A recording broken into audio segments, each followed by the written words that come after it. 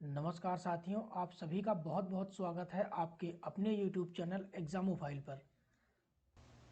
साथियों, जैसा कि आप जानते हैं, हम लोग पढ़ रहे हैं भारतीय संविधान एवं राज्य व्यवस्था। और आज का अपना जो टॉपिक है वो रहने वाला है भारतीय संविधान की समितियां। आप सभी बहुत अच्छे से जानते हैं कि भारत का संविधान विश्व का सबसे बड़ा लिखित संविधान है, जिसे 60 अलग अलग देश के संविधान को पढ़ करके बनाया गया है। और इसे बनाने के लिए अनेक समितियों की मदद ली गई है। अर्थात संविधान सभा ने पहले बहुत सी छोटी बड़ी समितियों को बनाया और फिर इन समितियों ने अलग अलग देश के संविधान को पढ़ा, उसका अवलोकन किया और अंततः सबने मिल करके भारत का संविधान निर्मित किया। तो आज की क्लास में हम लोग इन्हीं समितियों को पढ़ने वाले हैं। सबसे पहले मैं आपको संविधान की समितियों की जो थ्योरी वाला पार्ट है उसको पढ़ाऊंगा। अर्थात पहले हम लोग थ्योरी की फॉर्म में इन सभी समितियों को पढ़ेंगे। उसके बाद इस टॉपिक से जुड़े हुए प्रीवियस ईयर के जितने भी इम्पोर्टेंट क्वेश्चंस हैं उनको लगाएंगे। कहने का मतलब, आज ही के लेक्चर में हम लोग पहले अपनी थ्योरी कंप्लीट करेंगे और उसके बाद जो प्रीवियस ईयर के एमसीक्यू हैं उनको लगाएंगे। ठीक है ना? तो चलिए अब अपने मेन टॉपिक पर आते हैं। मैंने अभी आपको बताया कि संविधान सभा ने अनेक समितियां बनाई और फिर सभी समितियों ने मिल करके भारत के संविधान का निर्माण किया। तो अब हम लोग इसी को समझेंगे कि आखिरकार अपने संविधान का निर्माण हुआ कैसे। देखिए, सबसे पहले संविधान सभा ने 22 समितियां बनाई। ठीक है ना? टोटल 22 समितियां, जिनमें से 8 जो हैं आपकी बड़ी समितियां थी और अन्य जो हैं वो छोटी समितियां थी। ठीक। और इन 8 बड़ी समितियों में, या फिर यह कह लीजिए कि टोटल 22 समितियों में एक समिति थी प्रारूप समिति। प्रारूप समिति, यह समिति जो है सबसे महत्वपूर्ण समिति थी। सबसे महत्वपूर्ण इसलिए थी क्योंकि नए संविधान के निर्माण की जो जिम्मेदारी है वो इसी समिति पर थी।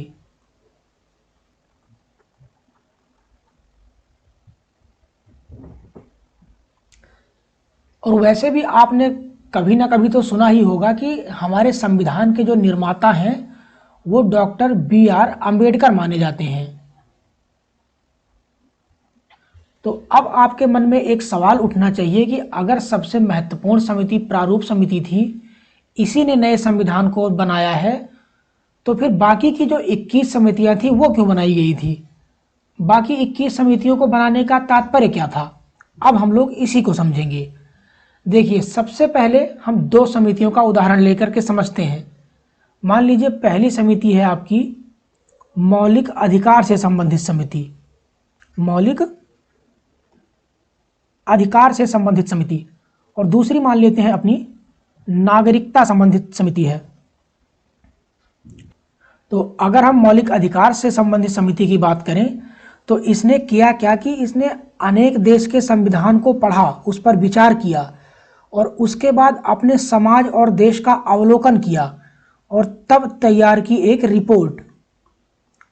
और इस रिपोर्ट में इन्होंने बताया कि हमें अपने नागरिकों को किस किस तरीके के अधिकार को देना चाहिए। अब कौन से अधिकार देना चाहिए। इसी तरीके से जो अपनी नागरिकता संबंधी समिति थी, एक इन्होंने भी रिपोर्ट तैयार की जिसमें इन्होंने ऐसे प्रावधान बताए या इस तरीके की बातों को लिखा कि हमें अपने देश में नागरिकता से संबंधित किस प्रकार के प्रावधान रखने चाहिए, है ना, या प्रावधान बनाने चाहिए। मौलिक अधिकार से संबंधित समिति ने एक रिपोर्ट तैयार की जिसमें इन्होंने इस बात का जिक्र किया कि हमें अपने नागरिकों को किस किस तरीके के अधिकार देने चाहिए। और नागरिकता संबंधी समिति ने अपनी रिपोर्ट में मेंशन किया कि हमें अपने देश में नागरिकता से संबंधित किन प्रकार के प्रावधानों को रखना चाहिए। इसी प्रकार से जितनी भी समितियां बनी थी, सब ने अपने अपने विषय पर एक रिपोर्ट तैयार की और लास्ट में अपनी इस रिपोर्ट को प्रारूप समिति को सौंप दिया। उसके बाद इन्हीं रिपोर्ट्स के आधार पर प्रारूप समिति ने एक नया प्रारूप तैयार किया, या यूं कह लीजिए एक संविधान तैयार किया। इस प्रकार से हमारा संविधान तैयार हुआ। तो उम्मीद है आप समझ गए होंगे कि बाकी सभी समितियों ने मिलकर के किस तरीके से संविधान का निर्माण किया है। अब चलते हैं अपनी समितियों पर। देखिए, आपको पता है कि टोटल संविधान ने 22 समितियां बनाई थी, जिनमें 8 बड़ी थी और बाकी अन्य जो है वो छोटी समितियां थी। तो सबसे पहले आपको ये ध्यान रखना है कि सभी की सभी 22 समितियों को नहीं पढ़ना, आपको लगभग 15 से 16 समितियों को ही पढ़ना है। यही आपके एग्जाम में बार बार आती रहती हैं। और दूसरी चीज़, इन समितियों में आपको बहुत ज़्यादा डिटेल में नहीं जाना है, ठीक है ना, क्योंकि ज़्यादा डिटेल में यहाँ से प्रश्न नहीं बनते। सिर्फ आपको एक काम करना है कि सभी समितियों को पढ़ना है और उन समितियों के अध्यक्ष कौन थे इनको पढ़ना है, किस समिति का अध्यक्ष कौन था। इसके अलावा बस एक प्रारूप समिति में कुछ ऐसे पॉइंट्स हैं जिनको कई बार पूछ लिया जाता है, यानी प्रारूप समिति को आपको थोड़ा सा डिटेल में पढ़ना पड़ेगा। और अगर आपको इन समितियों के अध्यक्ष की याद करने की बात है तो आप एक बात समझ लीजिए कि यहाँ आपको रटना बिल्कुल भी नहीं है। अगर आप थोड़ा सा सोच करके, थोड़ा समझ करके पढ़ेंगे तो मैं गारंटी लेता हूँ कि 2 से 3 बार पढ़ने के बाद आपको हमेशा के लिए समितियाँ याद हो जाएंगी। तो चलिए अब देखते हैं आप इनको आसानी से कैसे याद कर पाएंगे। देखिए, सबसे पहली समिति है आपकी संघीय समिति और इसके अध्यक्ष हैं पंडित जवाहरलाल नेहरू। अब देखिए, यहाँ आपको रटना बिल्कुल भी नहीं है। आप ये देखिए कि ये है संघीय समिति। संघ का मतलब केंद्र है ना, या फिर कह सकते हैं देश, ठीक है ना। तो एक केंद्र का नेता कौन होता है, या केंद्र या फिर देश का अध्यक्ष कौन होता है, वो होते हैं आपके प्रधानमंत्री। देखिए, अगर वास्तव में देखेंगे तो एक देश का जो अध्यक्ष है वो राष्ट्रपति होता है, लेकिन यहाँ आपको ऐसे याद करना है कि जो संघ समिति है या जो संघ का अध्यक्ष होता है, वास्तविक अध्यक्ष, वो अपना प्रधानमंत्री होता है। और प्रधानमंत्री कौन है? पंडित जवाहरलाल नेहरू हैं। तो फिर जो संघ के लिए समिति बनाई जाएगी उस समिति का अध्यक्ष कौन होगा? प्रधानमंत्री होंगे, अर्थात पंडित जवाहरलाल नेहरू होंगे। तो इस तरीके से बहुत ही आसानी से आप याद कर पाएंगे। उसी तरीके से अगली समिति है संघीय संविधान समिति। यहाँ भी संघीय संविधान है, तो अगर संघ शब्द आ गया तो संघ का अध्यक्ष कौन होता है? प्रधानमंत्री। तो संघीय संविधान समिति के अध्यक्ष यहाँ भी पंडित जवाहरलाल नेहरू हो जाएंगे। अब यहाँ भी आप ध्यान देंगे, संघीय समिति और संघीय संविधान समिति ये दोनों अलग अलग हैं, आप इनमें कंफ्यूज मत होइएगा। चलिए, अगली है आपकी प्रांतीय संविधान समिति और इसके अध्यक्ष हैं आपके सरदार वल्लभ भाई पटेल। अब देखिए, यहाँ भी आपको रटने की जरूरत नहीं है। प्रांत का मतलब क्या होता है? आज जो आप राज्य कहते हैं या जो स्टेट कहते हैं, यही प्रांत है।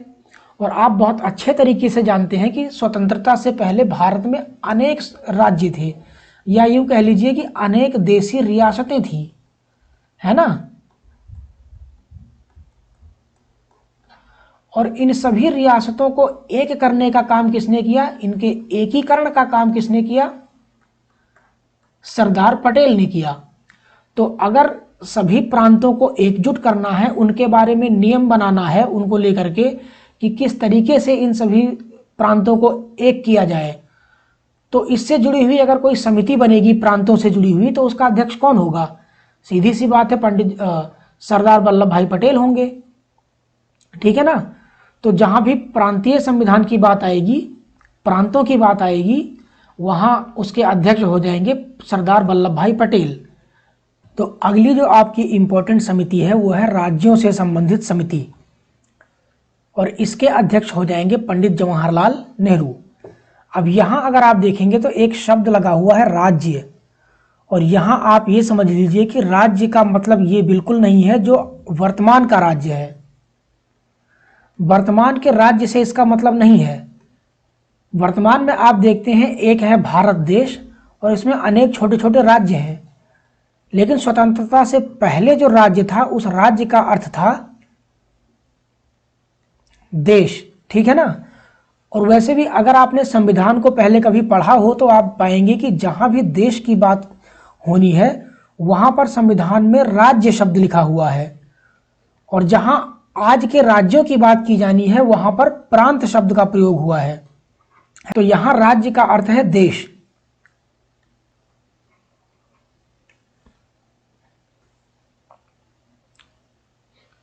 तो अगर राज्य का मतलब देश है तो देश का मुखिया कौन है?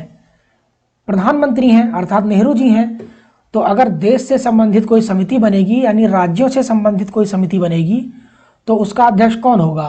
प्रधानमंत्री पंडित नेहरू होंगे। तो इसी तरीके से इसको भी आप आराम से याद कर पाएंगे, ठीक है ना।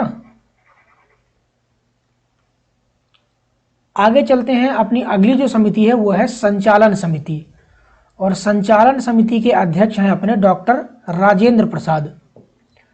अब यहां अगर आप संचालन की बात करेंगे तो संचालन का मतलब क्या होता है?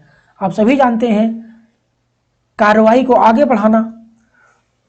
तो किसी भी घर में कोई जब काम किया जाता है तो वो काम कैसे किया जाएगा इसका डिसीजन कौन लेता है? घर का मुखिया लेता है ना। इसी तरीके से अगर संविधान की सभा में कोई कार्रवाई होनी है, संविधान सभा का संचालन होना है, तो संचालन कैसे हो इस बात का डिसीजन कौन लेगा? संविधान सभा के मुखिया लेंगे, और संविधान सभा के मुखिया अर्थात अध्यक्ष कौन है? डॉक्टर राजेंद्र प्रसाद हैं। तो संचालन समिति के अध्यक्ष कौन हो जाएंगे? डॉक्टर राजेंद्र प्रसाद। उम्मीद है आप इस तरीके से याद कर पाएंगे। अगली जो महत्वपूर्ण समिति है वो है प्रारूप समिति, और इसके बारे में आप सभी ने रट रखा होगा कि ये सबसे महत्वपूर्ण समिति है। इसी ने संविधान का निर्माण किया है, और इसके अध्यक्ष कौन हैं? डॉक्टर भीमराव अंबेडकर हैं। अगली जो समिति है वो है आपकी मौलिक अधिकार अल्पसंख्यक जनजातीय तथा बहिष्कृत क्षेत्र संबंधित सलाहकार समिति, ठीक है ना। और इसके अध्यक्ष आपके हो जाएंगे सरदार वल्लभ भाई पटेल। अब देखिए, इसको भी आप कुछ इस तरीके से याद रख सकते हैं कि एक मिनट मैं जरा इसको मिटा देता हूं ताकि आप अच्छे से समझ पाएं। देखिए, यहां एक शब्द है मौलिक अधिकार, ठीक है ना।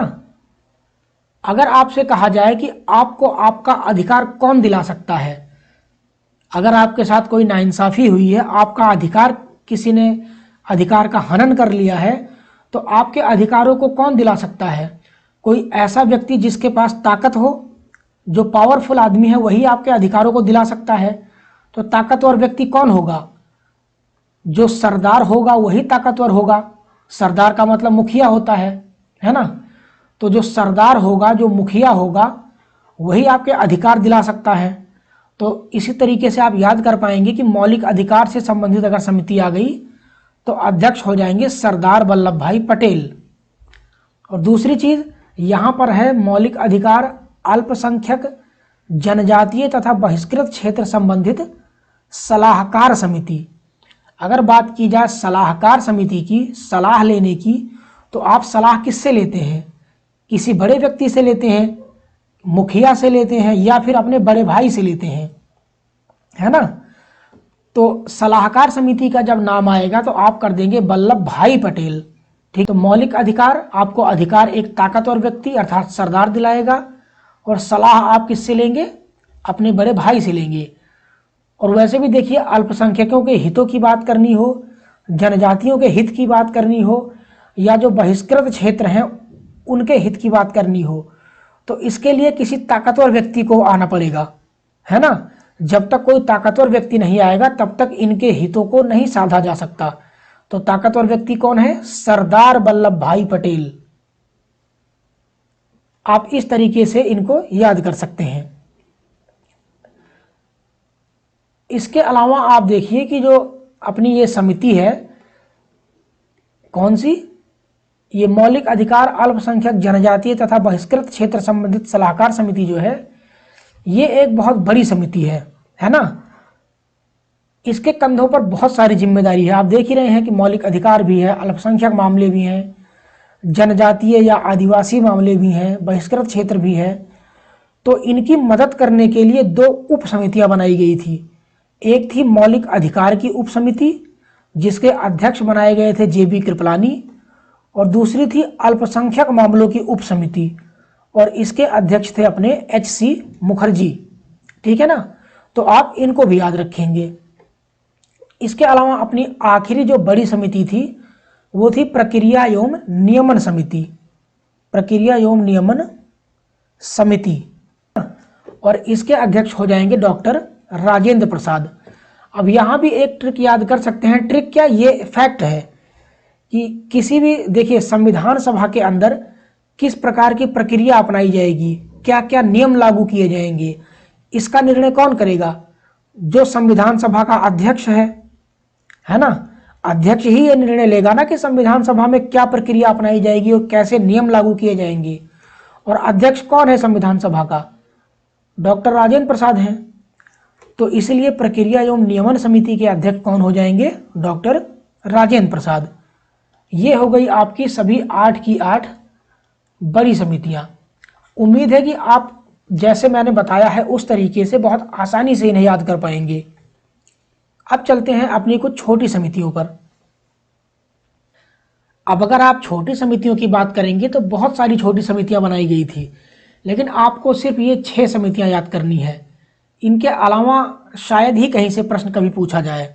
इनमें छोटी समितियों में सबसे इंपॉर्टेंट थी एक राष्ट्रीय ध्वज समिति, अर्थात इसे आप क्या कहते हैं? झंडा समिति। ठीक है ना। और इस झंडा समिति के अध्यक्ष थे अपने डॉक्टर राजेंद्र प्रसाद। देखिए, यहां आप एक चीज याद कर लीजिए कि भारत के इतिहास में अब तक 2 झंडा समितियां बन चुकी हैं, 2 ध्वज समितियां बन चुकी हैं। एक जो आपकी समिति बनी थी सबसे पहली, वो बनी थी आपकी 2 अप्रैल 1931 में। कहां पर? इंडियन नेशनल कांग्रेस की कराची अधिवेशन में। ठीक है ना, कराची अधिवेशन में। और इसके अध्यक्ष बनाए गए थे सरदार पटेल। और दूसरी जो झंडा समिति बनाई गई थी वो बनी थी आपकी 23 जून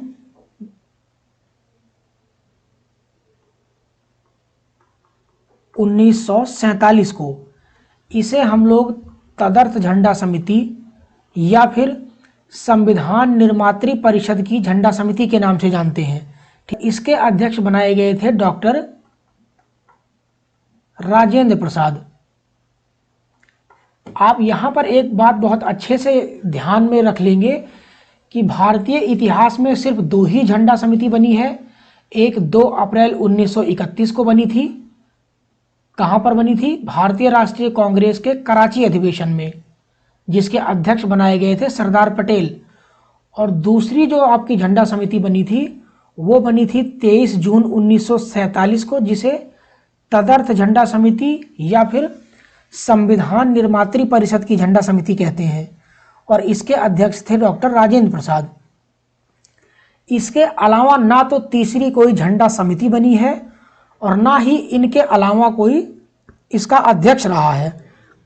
मैं इस बात पर इतना जोर इसलिए दे रहा हूं क्योंकि बहुत सारी जो लोकल एडिशन की किताबें हैं वहां पर आपको एक नाम मिलता है, वो नाम है JB कृपलानी। इन्हें बहुत सारी किताबों ने झंडा समिति का अध्यक्ष बनाया हुआ है, जो कि सरासर गलत है। JB कृपलानी कभी भी किसी भी झंडा समिति के अध्यक्ष नहीं रहे। और वैसे भी आप देख रहे हैं कि टोटल 2 ही झंडा समितियां बनी हैं, जिनमें एक में राजेंद्र प्रसाद और दूसरे में सरदार पटेल अध्यक्ष हैं।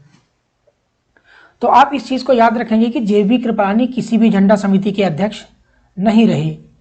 ठीक है ना। अब चलते हैं अपने अगली समिति पर।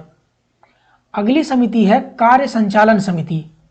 देखिए अभी पीछे आपने बड़ी समितियों में एक पढ़ा था संचालन समिति, ठीक है ना, और जहां आपने संचालन समिति के अध्यक्ष पढ़ा था राजेंद्र प्रसाद को, और यहां है कार्य संचालन समिति, या इसी को कई बार कार्यकारी या फिर कार्यकारिणी समिति कहा जाता है, और इसके अध्यक्ष हैं के.एम. मुंशी, जिनका पूरा नाम है कन्हैयालाल माणिकलाल मुंशी, ठीक है ना। अब देखिए यहां पर आप देखेंगे कि संचालन का मतलब होता है संचालन के लिए नियम तैयार करना, है ना, किस प्रकार से संचालन किया जाएगा इसका नियम बनाना। तो नियम कौन बनाएगा? वो नियम बनाएंगे अध्यक्ष महोदय, जो भी उस समिति उस सदन के अध्यक्ष हैं। यह है कार्य संचालन समिति, अर्थात जमीनी स्तर पर कार्य कैसे किया जाएगा, है ना। तो आप इसको ऐसे याद रख सकते हैं कि अगर आपने बॉलीवुड की पुरानी फिल्में देखी हो तो वहां आप एक चीज देखते होंगे, क्या देखते होंगे कि एक होते हैं अपने कौन, जमींदार भाई साहब, ठीक है ना, जमींदार, और इन जमींदार का होता है एक मुनीम, या फिर इसी को कहते हैं मुंशी, ठीक है ना। और जमींदार को अगर कुछ काम करवाना हो तो वो सिर्फ एक ऑर्डर दे देता है कि फला काम हो जाना चाहिए। किसको ऑर्डर देता है? मुनीम जी को या मुंशी जी को। उसके बाद ये मुनीम ही आगे आकर के मजदूरों से काम करवाते हैं। तो फील्ड के ऊपर काम कैसे किया जाए इसका ध्यान कौन रखता है? मुनीम जी रखते हैं। कहने का अर्थ यह है कि फील्ड के ऊपर आके जमीनी स्तर पर कार्य का संचालन कौन करता है? मुंशी जी करते हैं। तो आप इसको इसी तरीके से समझ सकते हैं कि जब कार्य के संचालन का नाम आएगा, मतलब कार्य को जमीनी स्तर पर करने की बात होगी, तो संचालन कौन करेगा? मुंशी जी करेंगे। तो कार्य संचालन समिति के अध्यक्ष हो जाएंगे के.एम. मुंशी, ठीक है ना। अगली समिति है आपकी प्रारूप संविधान की जांच के लिए विशेष समिति।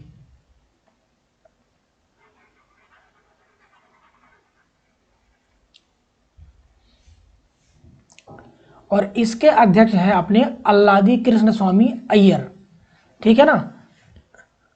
तो इनको भी आप थोड़ा सा याद कर लेंगे, हालांकि ये बहुत ज्यादा नहीं पूछे जाते, ठीक है जी। अगली जो आपकी समिति है वो है सदन समिति। सदन समिति का जो अध्यक्ष थे वो थे आपके पट्टाभी सीतारमैया। अब यहां भी याद करने का एक तरीका आप देख सकते हैं, ये है सदन समिति। सदन का मतलब क्या होता है? घर होता है। और घर से जुड़ी हुई समिति जो है, या आप ये कह लीजिए अगर आपको एक घर बनाना है तो घर के लिए क्या चाहिए? भूमि चाहिए, है ना। और भूमि आपके पास है नहीं तो भूमि कैसे मिलेगी? पट्टे के रूप में आपको भूमि मिलेगी। तो यहां से आप याद कर सकते हैं पट्टाभी सीतारमैया।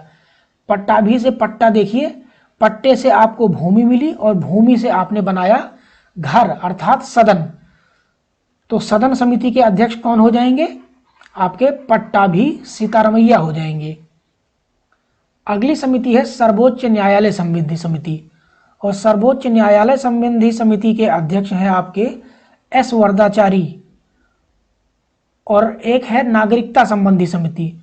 नागरिकता संबंधी समिति के अध्यक्ष हैं आपके एस वरदाचारी, ठीक है ना। तो सर्वोच्च न्यायालय और नागरिकता संबंधी दोनों ही समितियों के अध्यक्ष हैं एस वरदाचारी। इनको आप थोड़ा सा याद रख लेंगे, ये इंपॉर्टेंट है, ये हो सकता है कि आपके एग्जाम में पूछ लिए जाएं। और ये इंपॉर्टेंट इसलिए है क्योंकि एस वरदाचारी जो हैं, एस वरदाचारी, ये कभी भी संविधान की सभा के सदस्य नहीं रहे। सभा के सदस्य नहीं थे, ठीक है ना। एस वरदाचारी जो हैं ये संविधान सभा के सदस्य नहीं थे। इन्हें सिर्फ इन दोनों समितियों का अध्यक्ष बनाया गया था, इसलिए ये थोड़ा सा इंपॉर्टेंट हो सकता है। हो सकता है कभी आपसे पूछ ले कि वो व्यक्ति कौन है जो संविधान सभा के सदस्य नहीं थे परंतु निम्नलिखित समिति के सदस्य थे, तो आप एस वरदाचारी का नाम टिक कर देंगे। ये हो गई आपकी टोटल इंपॉर्टेंट छोटी और बड़ी समितियां। इसके अलावा आपको समितियों में से कुछ भी नहीं पढ़ना। चलिए, तो अब चर्चा कर लेते हैं प्रारूप समिति से जुड़े हुए कुछ बातों की।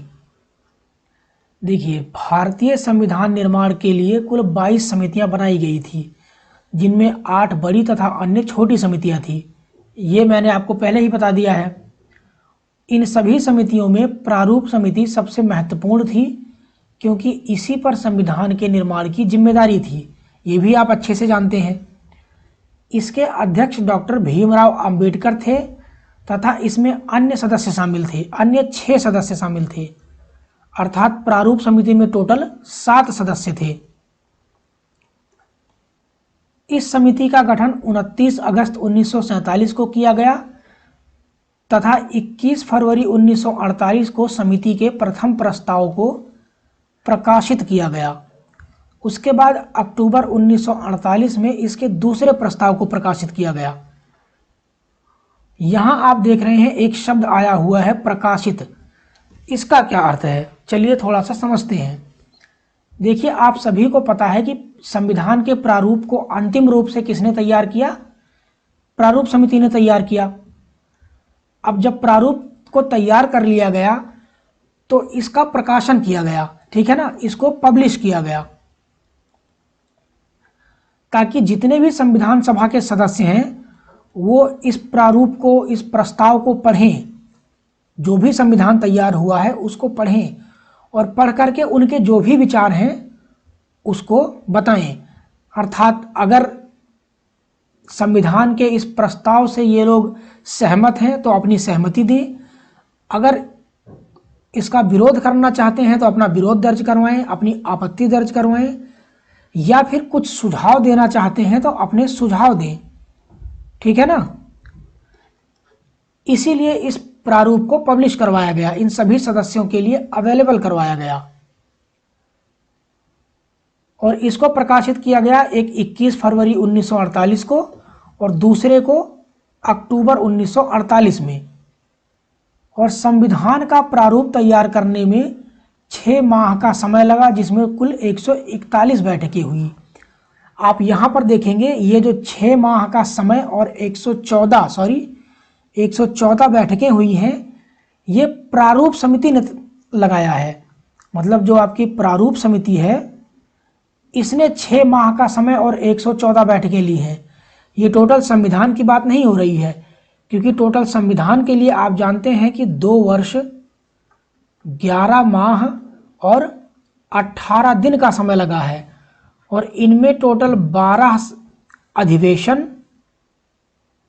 और 166 बैठकें हुई थी। 6 माह और 114 बैठकें प्रारूप समिति ने लगाई हैं। अब चलते हैं आगे। अगला जो पॉइंट है आपका वो है संविधान का प्रभाव में आना। 4 नवंबर 1948 को प्रथम प्रारूप पेश हुआ। इस पर 4 से 9 नवंबर तक 5 दिन की आम चर्चा हुई। अब यहाँ थोड़ा सा ध्यान देंगे कि अभी आपने देखा कि 21 फरवरी जो है, 21 फरवरी को सबसे पहले इन प्रस्तावों को प्रकाशित किया गया और यहाँ कहा जा रहा है कि प्रथम प्रारूप को 4 नवंबर को पेश किया गया। तो इस पेश करने में और प्रकाशित करने में क्या अंतर है, इसको थोड़ा देखिए। प्रकाशित करने का अर्थ मैंने आपको बता दिया कि सभी सदस्यों के लिए इस प्रस्ताव को अवेलेबल करवाया गया ताकि वो लोग उसको पढ़ें, समझें और जो भी उनकी आपत्ति या उस पर जो टिप्पणी है उसको दर्ज करवाएं। तो बात यह है कि वो अपनी आपत्ति दर्ज कहाँ करवाएंगे, तो इसके लिए संविधान में एक तारीख रखी गई जो थी आपकी 4 नवंबर 1948। इसी दिन इस प्रारूप को इस संविधान में पेश किया गया और इन सदस्यों की जो भी समस्या थी, चाहे इसका समर्थन करना हो या इसका विरोध करना हो या फिर कोई सुझाव देना हो, इन सभी कार्यों को कहाँ किया जाएगा? 4 नवंबर 1948 को संविधान की सभा में किया जाएगा।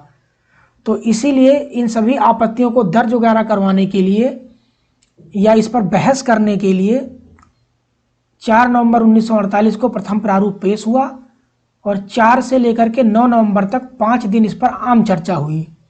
उसके बाद दूसरी बार 15 नवंबर 1948 से 17 अक्टूबर 1949 के मध्य में इस प्रस्ताव पर चर्चा हुई।